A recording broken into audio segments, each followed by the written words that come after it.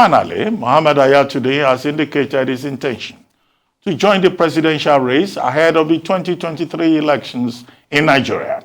The former chairman and chief executive of FSB International Bank PLC recently revalidated his membership of the People's Democratic Party PDP in his home state of Borno, but remained coy about his political ambition. However, he ended the guessing game yesterday when he declared his presidential bid.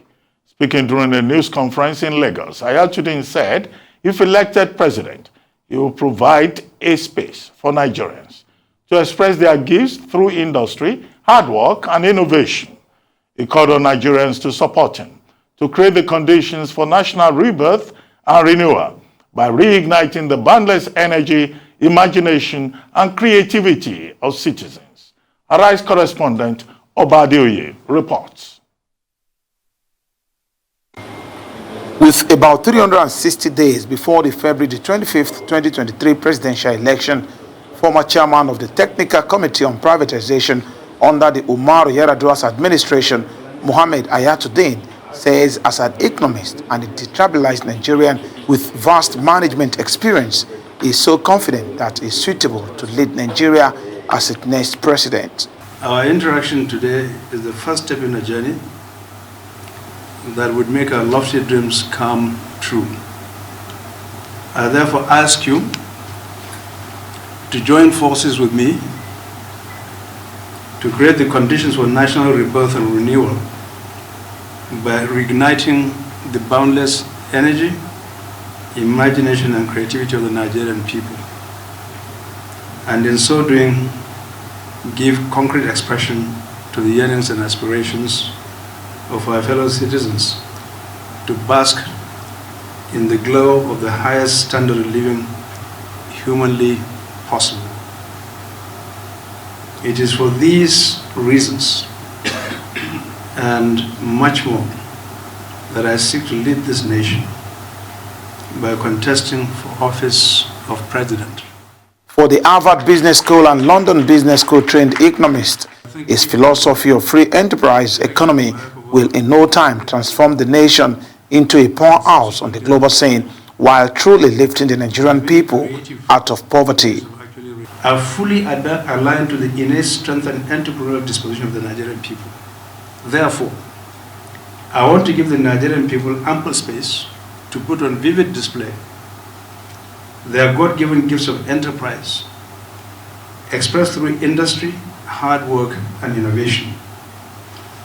The philosophy which I espouse revolves around a free enterprise economy designed to deliver prosperity to Nigerian people so that Nigeria can then be positioned to become a powerhouse in the emerging markets. Hayatu-Deen, who recently declared his membership of the opposition People's Democratic Party, expressed worry about rising insecurity in the land, but says he has strategies already designed to tackle the situation and return Nigeria to the path of peaceful coexistence. National security will be a matter of central concern, and the institutions of government, along with other relevant stakeholders from across the spectrum of our society, will be fully mobilized to bring the situation under control, while vigorous action will be taken to deal with the root causes, which are mainly economic in nature. Nigerians who have had close interaction with the former group managing director of the New Nigeria Development Corporation insist that Mohammed Hayatu-Deen remains the material Nigeria needs for a total national rebirth. We've been having leaders who are not prepared for the job, who come to office without any program. But this is an accomplished technocrat with ideas who headed so many committees that is now coming forward, offering himself for service to the fatherland. There's a lot deal of sincerity rather than politics. And I think, if anything, that should signpost what you expect from him if he does get the opportunity to lead this country. It's not politics as usual, because this country today needs leadership that is not politics as usual. He is what I would characterize as a transformational leader He's the type of leader that listens to all in terms of input, and also exemplifies by living what he preaches, meaning that whatever he asks you to do, he would also roll up his sleeves and do it. So we always go for the greater good of the institution or of the nation, and therefore it is that kind of leadership that Hayatu-Deen exemplifies. Mohammed Hayatu-Deen has been involved in a number of national assignments and also in the private sector as a director of the Nigerian America Chamber of Commerce, director of the Nigerian German Business Council, and member of the World Economic Forum, among others. He holds a national honor of the Officer of the Order of the Niger, OON. Oba Adeoye, Arise News, Lagos. Now joining us to elaborate on his presidential bid and his chances of clinching the ticket of the People's Democratic Party, PDP, is Mohammed Hayatu-Deen, economist, industrialist, technocrat, with several years under his belt working for the private sector at executive and board levels. Good morning, Mr. Hayatu-Deen, and welcome to the show. Good morning, Ruben, and good morning, Rufai. Well, you were on this program, I think, about 2 weeks ago, when you decided to renew your membership of the People's Democratic Party. And I recall that on that occasion, we had asked you, what's the end game? Are you planning to be president? But you said, oh, you wanted to help build the party. But now, within 2 weeks, you've changed your mind. Now, yesterday, you expressed your interest in the presidency. What changed? Why did you change your mind? Why are you vying for the presidency? And what do you think you can offer Nigerians?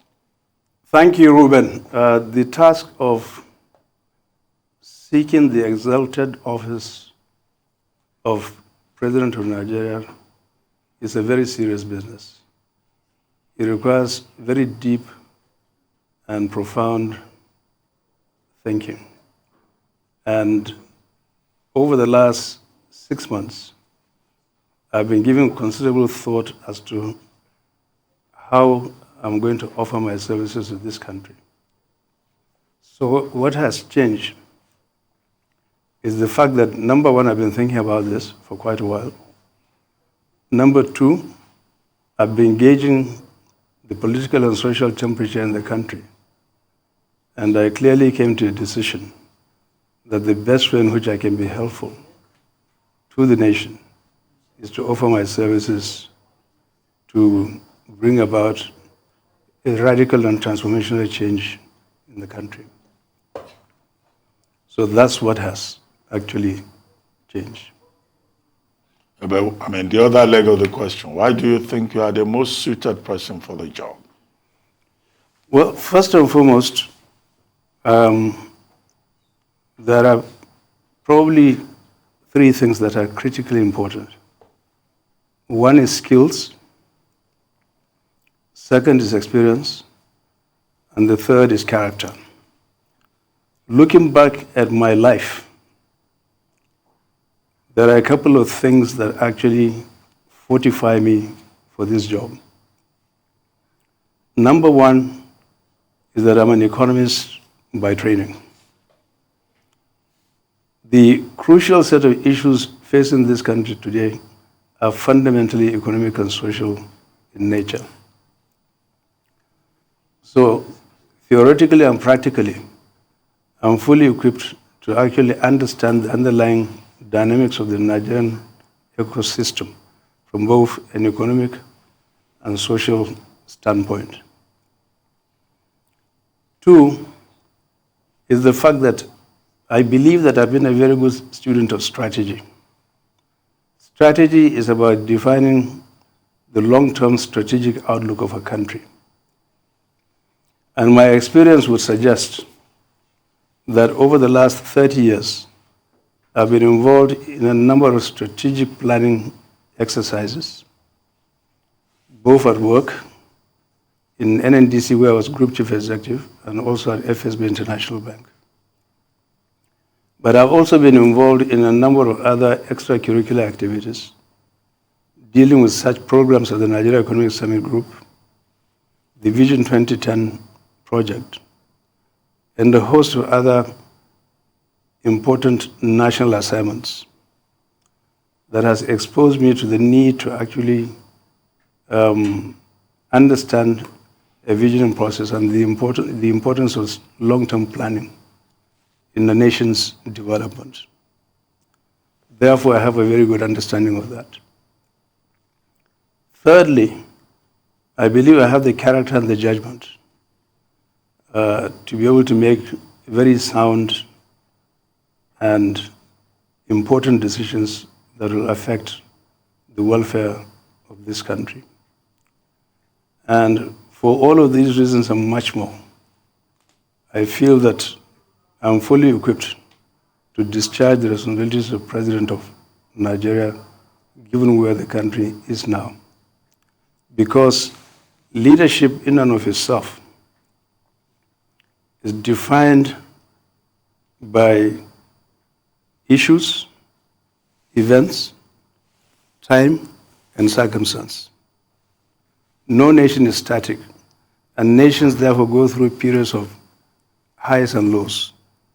This is a particularly important moment in the history of this country, where you need a safe and steady pair of hands that is deeply knowledgeable about the issues confronting this country, almost existential in nature, in order to attend to these important issues. Very importantly, I've had the unique privilege of having gone to school here, having worked here, and having lived my entire life here. So I understand the challenges and opportunities facing this country. I also understand what it takes to actually formulate prescriptive solutions aimed at bringing about sustainable long-term economic development to Nigeria. I might also add that because I'm widely traveled in this country, in the region and around the globe, I've established a very rich pool of relationships, partnerships, and friendships. And very importantly as well, I am proud to say that I have been a very good listener and have been in the company of extraordinary people. Former heads of state, technocrats like Philip Asiodu, Chief Anyaoku, Liman Choroba, Ahmed Joda, and the like, at their prime when they were running government. And therefore, I've had the benefit of seeing good governance at very close quarters. Okay. I mean, let's quickly put all of this expertise and experience here to bear as regards the problem of insecurity in this country. We have a divided country. IPOB raging hot in the East. The East now is a bedlam. A lot is going on in the East. Killings here and there. If you go to the Southwest, the same thing. Kidnappings here and there. If you go to the South Side, the same thing. The North is a no-go area. I'm sure the region you are from in the North, the Northeast, highly very volatile, insecurity across the Northeast and Northwest. So we have a potpourri of problems as regards insecurity. I mean, what strategy would you bring to bear, owing to the fact that this current security situation even confound generals? What different thing would you do to calm things down? So, Rufai, the very first thing is that this is a very difficult and complex problem. First and foremost, matters pertaining to insecurity most of the time lie within the exclusive preserve of the government because they are sensitive in nature. So what we read on the pages of newspapers does not actually do justice to the evaluation, analysis, understanding, and the prescriptive solutions that are provided by government because they are sensitive in nature. You might compromise national security. That's number one. Number two, I might also say that it is actually it is very difficult to build, but very easy to destroy. And that is part of the challenge that we're facing. It took a long time to build our national security infrastructure, to build our economic and social systems, but you can actually gaslight it overnight. Third point to make is the fact that you need to move on actually several tracks. Track number one is that the armed forces, I personally believe, are doing a magnificent job. And therefore it behooves all Nigerians in both the public and the private space to actually encourage them to take this battle to a conclusive end. Having said that, there are enormous amounts of difficulties in accomplishing this. One, because the armed forces and the police, but especially the armed forces, are not customarily designed to engage on matters of internal strife. They are actually constitutionally mandated to defend the country against external aggression. And therefore, their entire paradigm and mindset needs to be changed through retraining and development in order to face this new enemy. But more importantly, this is not a conventional warfare where boundaries are defined, enemies are known. These people are very nimble and fluid, and they're all over the place. That's another difficulty. So I personally believe that they are doing a good job. They will help cool down the temperature and bring it to a lower ebb than where we are now. But stamping it out completely is difficult because the underlying causes of insecurity are basically social and economic in nature.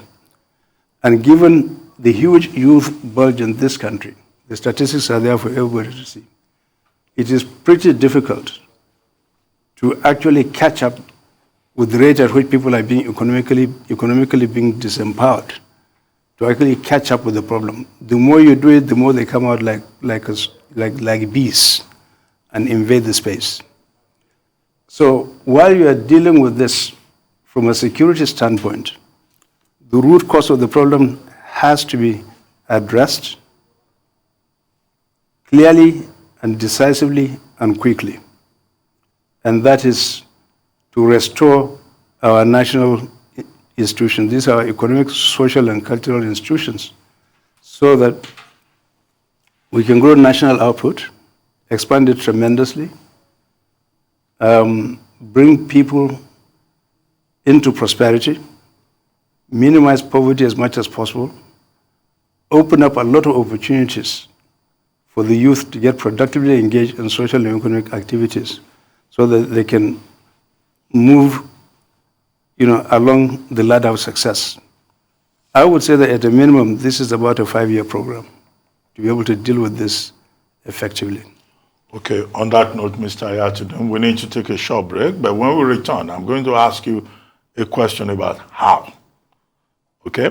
Because you've explained the vision, but how do you intend to go about it? We take a short break, and when we return, the conversation with Alhaji Mohammed Hayatu-Deen will continue. Please stay with us. We'll be back.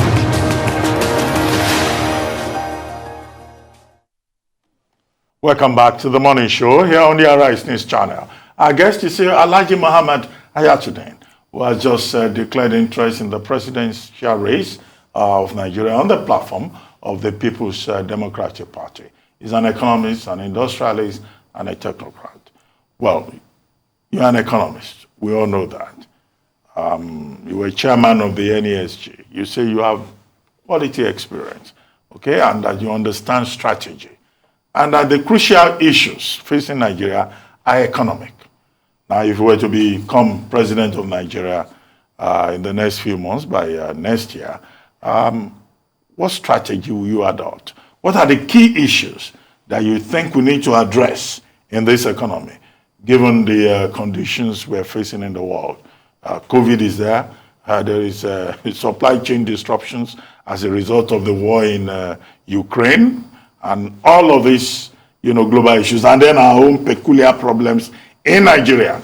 We have crude oil, but we are even saying we don't want crude oil to sell. It's a problem now to us. So thank you, Ruben, for that question.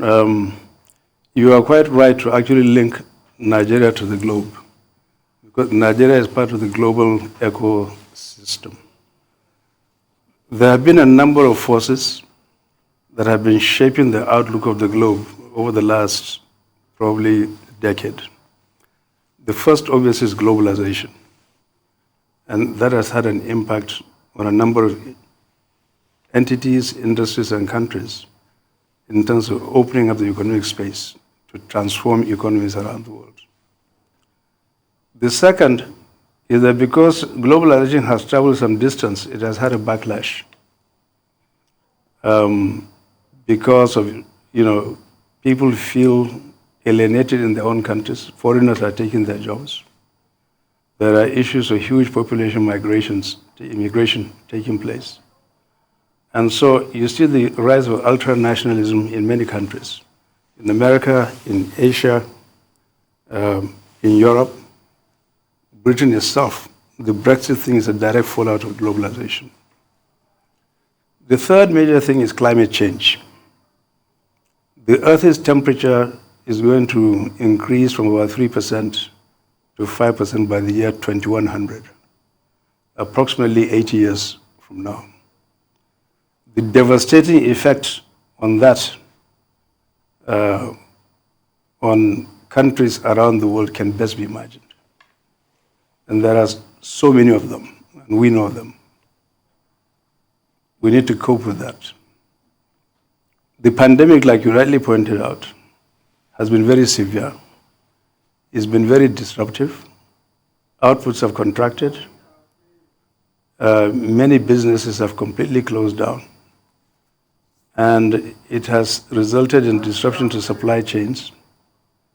And so it has forced societies around the world to actually think twice about how they want to govern themselves and how they want to run their economies. One, of course, is the acceleration of the pace of digital transformation. Nigeria had better adapt and understand this by rapidly deepening and expanding its broadband. The second major effect is that the health sector is something that we need to pay a lot of attention to, because this thing just came out of the blues. It is not yet gone. We do not know when the next pandemic or epidemic is going to come. We are a nation of 210 million people and growing. We therefore have to get the country ready to be able to plan, foresee these things and deal with them, and also build collaborative partnerships with other countries around the world to deal with all of these issues. Coming home to Nigeria, which I think is the thrust of the question. First and foremost, like I mentioned to you in a previous interview, and it's just repeating some part of it here, that there is no nation that can actually succeed in becoming either a regional or a global power without planning for the long term. And what I say to you is that we need to plan for the next 25 to 30 years, up to the year 2050. With the idea that we will have a desired end state in mind, where do we want to be and what do we want to be in 50 years from now?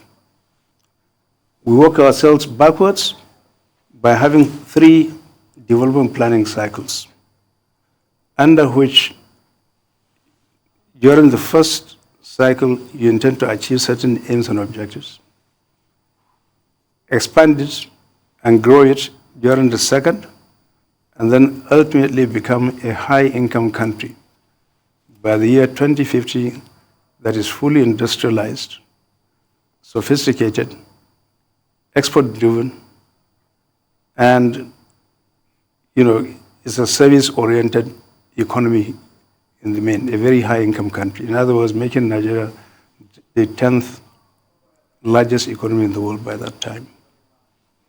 How do you actually achieve that? Number one, it seems to me that the system is broken, and therefore we would need to actually rebuild our social and cultural institutions. No nation can ever move forward without actually paying a great deal of attention to our mores, our norms, and our values. Because we need to regulate and nurture these norms and values and our ethos in our educational, health, cultural institutions, and to pay a great deal of attention to our youth and women. So the bedrock of development, first and foremost, is to ensure that we are actually able to have this social architecture in place. Because without character, you can't actually take the nation anywhere. Second is then to overlay on that the physical infrastructure. Everything that you need for business to, come and plug in and play, so to speak. We know what these things are. We don't need to mention them, given the constraints of time. The third major thing is to actually do a couple of things, the organizing principles for the vision development. First and foremost, at the epicenter of the vision is the need to place the prosperity of the Nigerian people at the epicenter of the vision development process. Second, you need to mobilize all stakeholders within the country, bring them into the development process so that they are seen to be playing a role, a major role in doing that. Number three, I dare say that there should be a constitutional amendment in such a way that you are now able to graft the vision that is developed into the Constitution and give it the force of law so that every president who comes forth from now till that time becomes a chief sponsor, mandatory becomes a chief sponsor of the vision program and cannot deviate from it unless if local and global conditions require that you actually bring about certain amendments. Number four, it is also critical that you design a cardinal philosophy that ties in all of the vision. And what is that philosophy? It's an economic philosophy that is anchored on market-oriented policies, which seeks to then make Nigeria a very successful and globally competitive country. Anchored on that is the need to actually have a social safety net designed to eliminate poverty, bring about inclusiveness, and focus on the youth bulge and the empowerment of women. Very importantly as well, there are 3 or 4 other things very quickly. Number one, I think we need to come up with an operating model, an economic operating model that is focused on giving leadership to the private sector in order to drive this economy while the government itself plays an enabling role. So there is no business which should be handled by the private sector, either large businesses, medium scale business which should be handled by government. Government should create incentives. What are these incentives? It should design trade, investment, and tax policies, which should be a powerful locomotive for actually driving businesses forward. And another component of this is that we should not produce and sell or export anything that can be produced by somebody else better and cheaper. In other words, the loss of comparative advantage. Very importantly, I would go further to suggest that we need to build an alliance of reform. Get the entire nation together and ask certain fundamental questions as to what kind of future we want, and can we agree on certain fundamental principles that we embed into our DNA so that everybody is actually on board. And where there are differences, we can actually negotiate and mediate those differences amongst ourselves. Two more points. One is that Nigeria should stop playing around by moving incrementally. I think we should have the nerve and the verb to actually do big things that can actually move this big country forward. That is crucial. There is no reason why we cannot have a gigantic funding plan that does not compromise the future of this country, does not compromise our balance sheet, in order to get development going as quickly as possible. So these are some of the things that need to be done. Finally, my own experience of living and working in this country over the last 35 years or so suggests to me that once upon a time, and you and I are old enough to remember, that we had great people in the public service who did great things, who were far less wealthy at that time. But Nigerians were happy, we met their basic needs. I'm firmly convinced today, Ruben, I'm firmly convinced that there is no way I can make a success of this job if I do not pay laser beam focus on the need to reform the public service in all its ramifications. There is no magic wand for this, because the president is the political head of the country. And it is crucial that those who are able to offer those who are able to deliver public service are the best and the brightest that you can find anywhere in the world. Right. Great point you've made.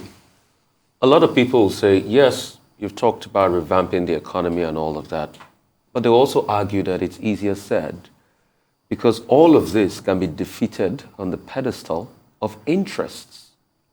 For instance, you talked about the private sector. People would even argue and say, what private sector? The same oligopolistic private sector we have in this country that is just, for the few ones that get all the concessions, and it looks as though other people can't even do anything. And I'd also want to take you up on revenue, which is a big problem.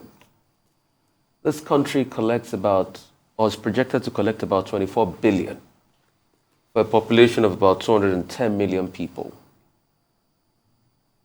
A lot of people are asking, that money is not even going to be enough to meet their needs. Government spending has reduced.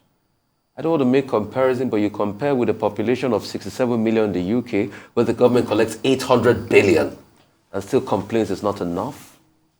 And this is the same country that is the second largest as regards adding people to its population every year. Nigeria adds 5.1 million people every year to its population. The first country that does that is China, 5.6. We add 5.1 million people. But how do we cater for the future of those 5.1 million people that by December will have been added to this population? So these are the problems. At first, that of interest. How would you manage interests? Because predominantly, the interests are bound and the interests are variegated. Interest of the owners of Nigeria, like Mr. Dele Momodu claimed. Interests of the will-be owners of Nigeria, the aspiring owners of Nigeria, and the people of Nigeria, which their interests are always down in the pecking order. So thank you, Rufai. Those are a load of questions. I think the very first thing is that I wouldn't even consider bidding for this office if I didn't understand that those interests and difficulties were not there. My job is to actually understand those interests and decisively come up with an agenda for dealing with them. The Constitution is a fundamental law of the land. It regulates the behavior and conduct of all public institutions, the three tiers of government, the judiciary, the legislature, and all other public institutions, and assign them certain roles and responsibilities. Remember that we practice an executive presidency. And in other climes where executive presidencies have been in operation for a very long period of time, the president of the country actually has substantial room for navigation. He has enormous powers and influence, both latent and real. He has great powers of moral suasion as well. If you do not have the courage of your conviction, the character and the experience to actually face your job squarely, then do not even attempt to get there. There are examples in our history of leaders like Azikwe, Balewa, Awolowo, the Sardona of Sokoto, and even others.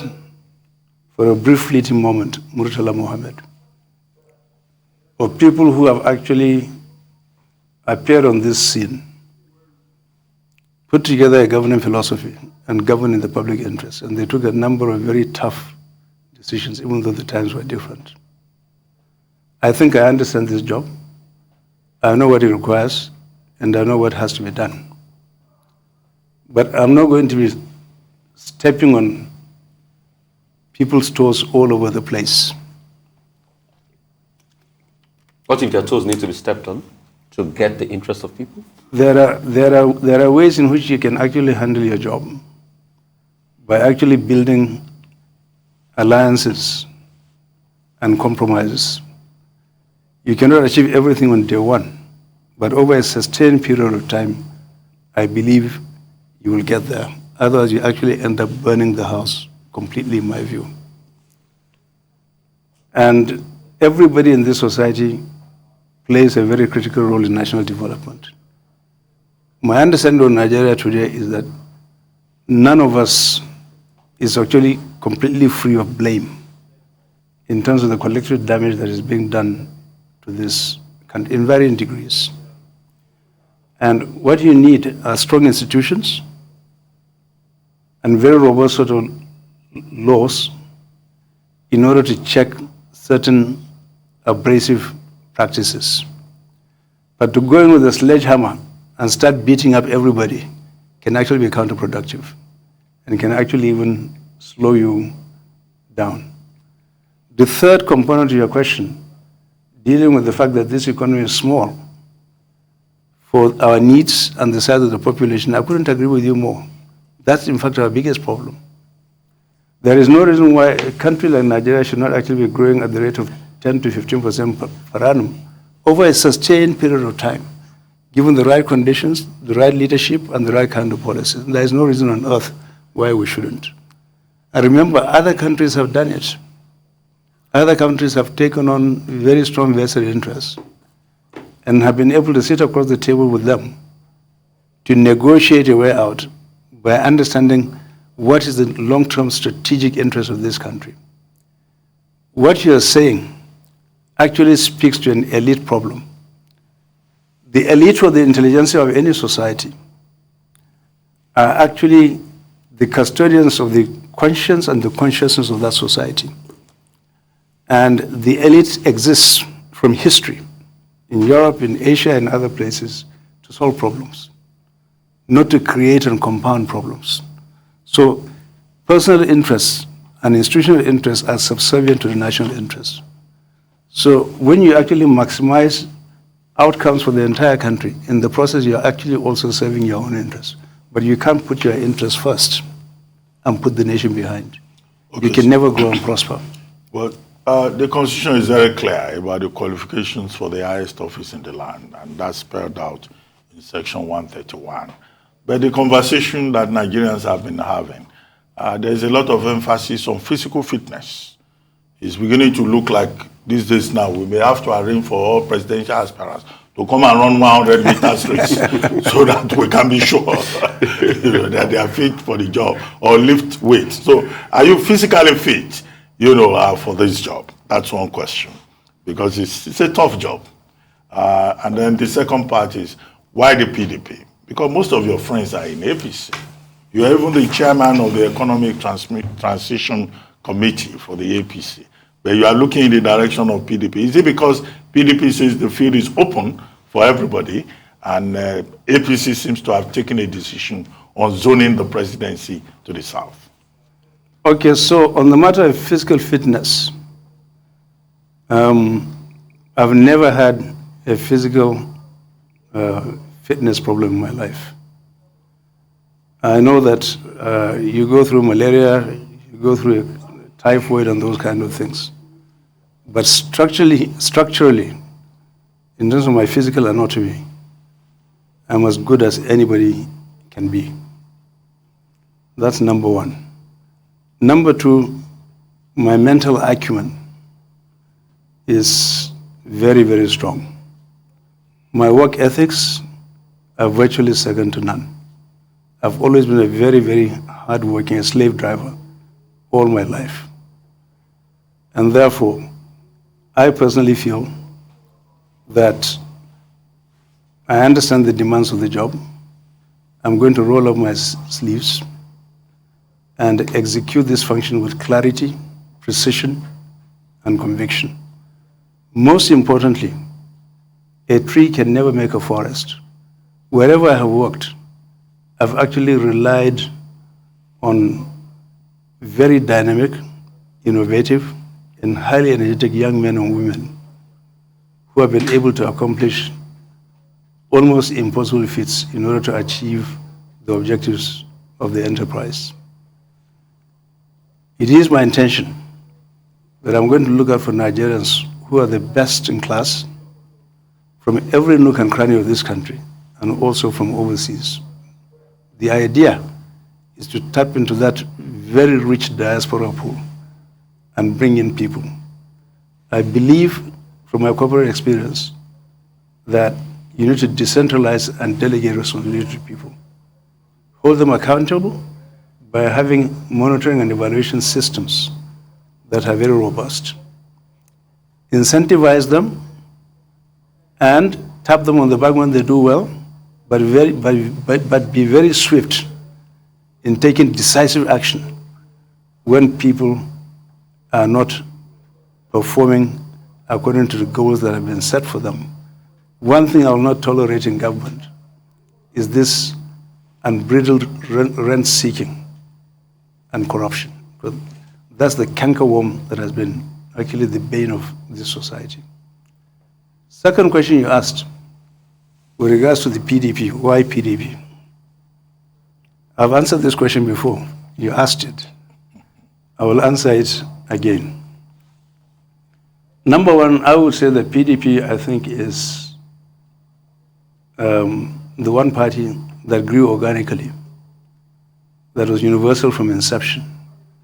Every other political party came out of some scheme of arrangement, a merger or an amalgamation with other parties. It has governed this country for 16 years, out of our experiment of 21 to 22 years. And one thing that I liked about the PDP is that when President Obasanjo assumed office in 1999, he demonstrated enormous amount of courage, vivid display of energy and imagination in embarking on a number of reforms. First and foremost, he was able to carry out reforms of public institutions, even though some of that is still work in progress. But in terms of the noble intent to actually carry out that job, he had inspired the public sector to actually perform to a much higher level than when he actually found it. Number two, he was able to formulate a very coherent economic and social philosophy designed to lift Nigeria from where it is from where it was to a new place. And that was actually anchored on, market-oriented policies. So under his leadership, if you recall, several sectors, including oil and gas, telecommunications, aviation, even the media, education, health, a lot of assets were actually turned over from the public sector to the private sector, or they were liberalized and deregulated. And some of the most transparent public bidding processes happened on his watch. The GSM licensing, for example, the marginal field bid round of 2002, and so on and so forth. But more importantly, I would say that within the governance framework, he was actually able to latch on to various anti-money laundering rules being done by the Financial Action Task Force to actually establish similar institutions in this country. Do not forget that Nigeria's balance sheet was so heavily encumbered that we were actually going to crash under the debt crunch. He was able to mobilize major world powers to actually go to Scotland, if you recall, in order to carry out an unprecedented debt reduction program for some of the heavily indebted poor countries. So he was able to sanitize the balance sheet of this country. These are major achievements. And it locks in squarely into my own personal philosophy, which I mentioned to you earlier on, that what I would like to do is to actually jumpstart this reform and take it to a whole new place. Okay. For the want of time, I'd like to ask you this. I'd like to know what informs your biases. Every human being has got a bias, and you act based on your bias. What informs your biases? Well, bias is either positive or negative. Yes. Okay. So what informs your biases? So let me say that what informs my own bias is the fact that I've been uniquely privileged as a citizen of this country to be trained with public funds, to have gone to some of the best schools in this country, privileged to work in some of the best institutions in this country, to have actually seen the length of this country from a number of angles, and to, right from my formative years to date, I actually never stayed in Maiduguri, my hometown. I went to schools in many other parts of the north. And at that time, all of the northern regional provinces or states were actually brought into these schools. So I grew up thinking Nigerian and acting Nigerian. So that's one quintessential bias that I have, and I'm deeply proud of it. My second bias has to do with the fact that I'm a global citizen. So I've come to understand how the world works and what does not work, what Nigeria should do in order to become an eminent member of the global community. That has also informed my bias to actually develop partnerships and alliances. My other bias is actually anchored on family and my religious beliefs. They need to be honest, productive, and hardworking in everything that you do in life. Okay, I'd like to ask you, you've declared your interest now. When are you going to visit the owners of Nigeria? I've not seen your picture visiting Baba Obasanjo in Abeokuta, for example. You've spoken glowingly about him. You have not been to Minna to see the owners of Nigeria in Minna. You have not been to the villa to also use the privilege of announcing your interest at the presidential villa after meeting with the president. When are you going to embark on that journey, which looks like a part of the game, as we have seen? Well, so Every person in Nigeria is important, regardless of their station in life. Every institution is important in this kind of business. Anybody who feels that you're going to come up with certain biases, that you will not deal with A or B, but rather deal with C or D, I think you are dead on arrival when you come to the job. There are people who have done this job, done it remarkably well, have imbibed the challenges, the opportunities, and the difficulties that they faced. And therefore, every second that you spend with them is actually a teaching moment. And I've spent time with all of these people in the course of my long career, all the people you mentioned, including people like General Anjuma, who is a towering figure in this country. So, as a young man growing up, I've been very, very privileged to be in the company of great people. So some of my biases are actually informed by this. And in the fullness of time, I will embark on that pilgrimage or that journey, not only to see them, but to see all other constituent parts of this country. Our clergy, traditional rulers, the media, the academia, the labor union, the business community, important people in the public sector, our retired elder statesmen, all of them are crucial to this process because one never stops learning in life. Well, thank you very much, Alhaji Mohammed Hayatu-Deen. We wish you all the best with your presidential aspirations.